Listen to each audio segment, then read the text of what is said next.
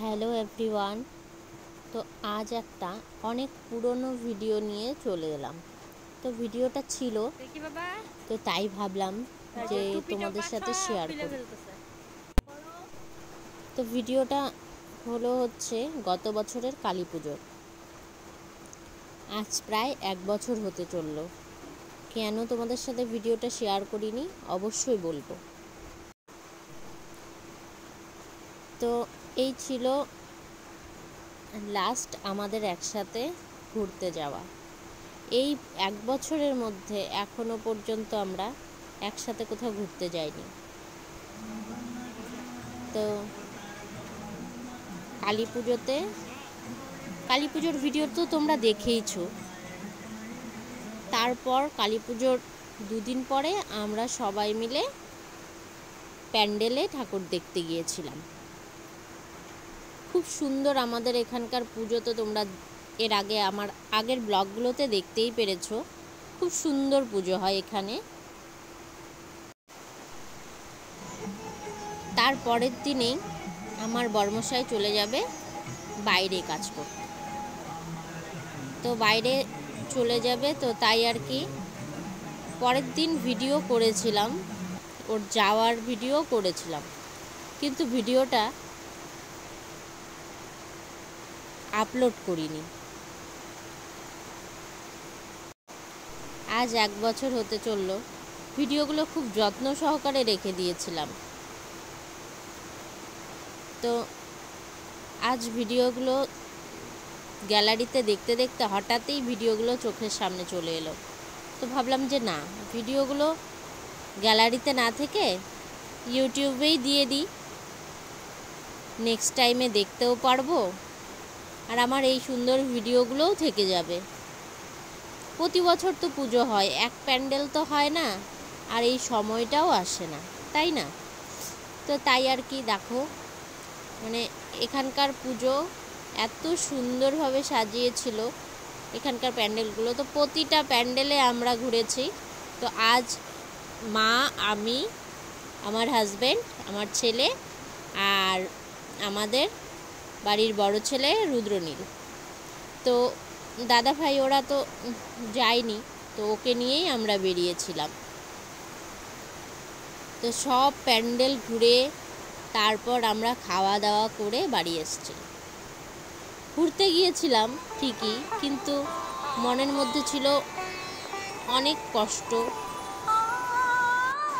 অনেক দুঃখ চাপা রেখে গিয়েছিলাম ঘুরতে।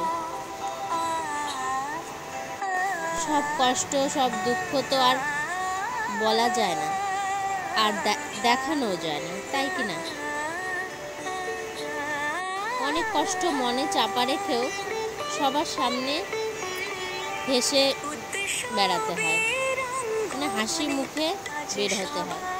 অনেক কিছুই আমি হাসি মুখে চাপা দিয়ে রাখি। সব কিছু সবাইকে দেখানোটা উচিত। তারপরের দিন মানুষটা চলে যাবে, তো তাই আর কি, তাই ও বলছিল যে চলো যাই ঘুরে আসি।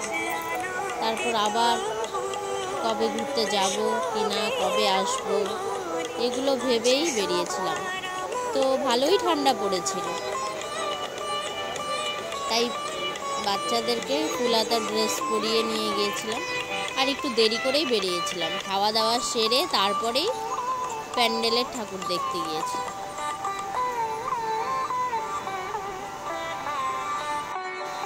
এক একটা প্যান্ডেলের প্যান্ডেল এত সুন্দর সাজসজ্জা হয়েছিল, মানে প্রতিটা প্যান্ডেলই খুব সুন্দর হয়েছিল, আর আমরা প্রতিটা প্যান্ডেলই দেখতে গিয়েছিলাম। অন্যবার যেমন একদিন করে 3টা 4টা এরকম করে দেখেছিলাম, কিন্তু এবার একদিনেই সব প্যান্ডেলের ঠাকুরগুলো দেখে এসেছি, কারণ পরের দিন তো আর সময় নেই, তার পরের দিনেই ও চলে যাবে, তাই আর কি। এই একটা বছর কিভাবে যে কাটিয়েছে একমাত্র আমি জানি। এই একটা বছর অনেক মানুষকে চিনেছি, জেনেছি,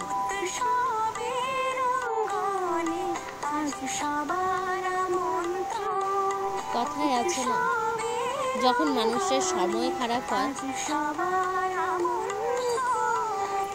তখন সত্যিকারের মানুষগুলোকে চেনা যায়। তো আমারও হয়েছিল সেম একই অবস্থা। তো যাই হোক, দুর্দিন এখনো কাটিনি, বছর ঘনিয়ে এলো, আবার নতুন পুজো শুরু হবে, আবার তো পুজো চলেই এলো।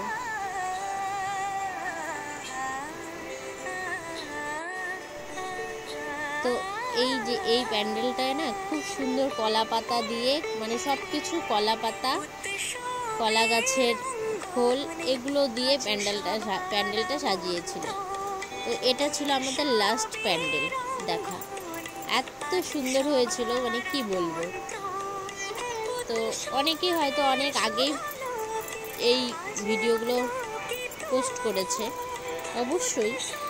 তো আমি তোমাদেরকে আবার নতুন করে পুরনো পুজোর প্যান্ডেল দেখিয়ে দিচ্ছি।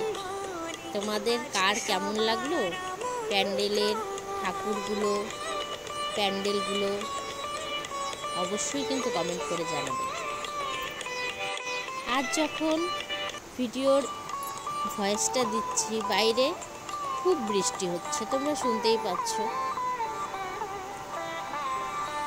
তো তাই আর কি হয়তো ভয়েসটা ঠিকঠাক আসছে না। আর এদিকে দেখো, আমরা ঠাকুর দেখতে দেখতে এদিকে আমাদের দেবরাজ ঘুমিয়ে গেছে ওর বাবার কোলে। আর কোলে নিয়ে হাঁটা খুব মুশকিল হয়ে যায় বাচ্চা নিয়ে।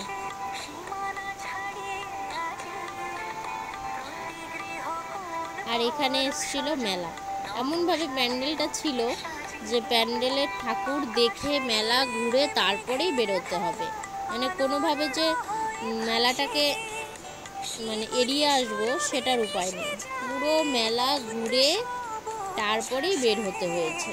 আর এখানে কালী পুজোয় এই মেলাটা হয়, খুব সুন্দর মেলা বসে। আর এদিকে দেবরাজও ঘুমিয়ে গেছিল, তো তাই আর কি মেলার আর এদিক ওদিক কোনো দিকে না তাকিয়ে একদম সোজা হনহন করে মেলা থেকে বেরিয়ে চলে এলাম।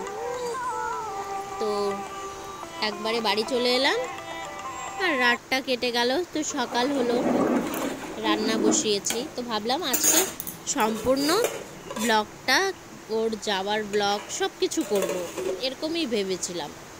তারপর ক্যামেরাটা হাতেও নিয়েছি, তারপর আর কোনো ব্লগ করতে ইচ্ছে করেনি। আর এদিকে ও যাবে বলে সব কাগজ ঠাগজ, ওর জিনিসপত্র আর কি সব কিছু গুছিয়ে রেখে যাচ্ছিল। আর এদিকে সকালবেলায় এখনো গুড্ডু উঠেনি, আর এদিকে নীলকে খেতে দিয়েছি, ও তো রাত্রে এখানেই ছিল। আর কি রান্না করব ভাবছিলাম, মা এদিকে বাজারে গেছে। আর এদিকে দেখো সব ব্যাগ ট্যাগ আমি গুছিয়ে রেখেছি, ওর 3টার দিকে ওর ট্রেন। তো চলে গেল, আর কোনো ভিডিও করিনি। এরকম করে আমাদের দিনগুলো কাটছিল। তো ওই ভিডিওগুলো তো দেখেইছো। তো মাঝখানে আমাদের দেবরাজের বার্থডেও চলে এলো। তো এইভাবেই চলে গেল আমাদের দিনগুলো। তো এইগুলোই তোমাদের সাথে শেয়ার করলাম। তো আজকের অনেক পুরনো ব্লগ তোমাদের কেমন লাগলো অবশ্যই জানাবে। তো সবাই ভালো থেকো, সুস্থ থেকো। আজকের মতো এই পর্যন্তই। তো যেতে যেতে বলছি, চ্যানেলটাকে কিন্তু সাবস্ক্রাইব করতে ভুলো না। আর যারা আমার পাশে আছো তাদের সকলকে অনেক অনেক ধন্যবাদ।